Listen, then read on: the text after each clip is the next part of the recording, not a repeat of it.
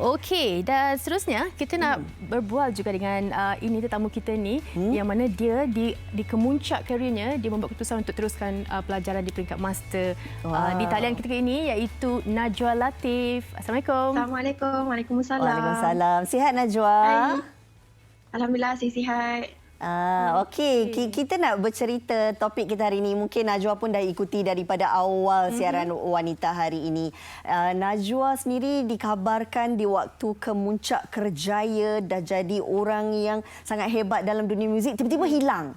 Rupa-rupanya fokus kepada pelajaran sebab nak mendapatkan keputusan yang cemerlang, nak masuk universiti dan sebagainya. Bagaimana mungkin cabaran yang Najwa letakkan sebagai pelajar ketika itu antara kerjaya sebagai penyanyi dan juga nak meneruskan pengajian?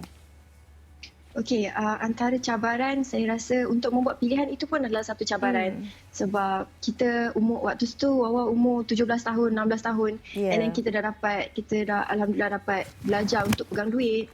So benda tu sebenarnya satu cabaran juga untuk kita tekad dan istiqamah untuk belajar. Tapi Wawa letak pelajaran tu sebagai something yang utama dalam hidup Wawa.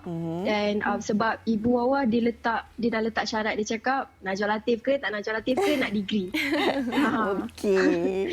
So kita kena dapat degree juga. Alhamdulillah lah, alhamdulillah. Okey, sekarang ini di peringkat degree mungkin Wawa sendiri ada perancangan untuk sambung pelajaran ke peringkat seterusnya. InsyaAllah kalau tak ada apa-apa Wawa memang nak sambung PhD. Either akhir tahun ni ataupun tahun depan insyaAllah. Dalam situasi begini mungkin ramai yang merasakan sayanglah dunia kerjaya Najwa Latif juga sangat hebat dalam industri muzik ini dan melihat kepada fokusnya Najwa sendiri dalam bidang pendidikan, tak mustahil kalau Najwa merasakan bahawa lebih baik fokus kepada dunia kerjaya pendidikan. Apa pandangan Najwa? Okey, macam saya alhamdulillah saya dapat buat dua-dua dengan saya dapat balance kan. Kedua-dua kerjaya saya sebagai seorang tenaga pengajar sekarang ni dan juga penyanyi. Saya masih menyanyi lagi dan masih mengeluarkan single seperti biasa. Dan saya rasa alhamdulillah saya rasa dua-dua memang saya minat. So bila kita minat sebenarnya key dia kalau kita minat kita akan all out. Kita akan bagi 100%. So kalau apa-apa kena make sure that kita nak commit dengan nak buat benda tu sepenuh hati kita. So kalau nak belajar betul-betul. Kalau nak kerja betul-betul. Okey, mungkin sedikit nasihat Najwa kepada adik-adik yang baru lepas SPM, mungkin mereka ada niat untuk sambung belajar ataupun mereka terfikir untuk bekerja dahulu.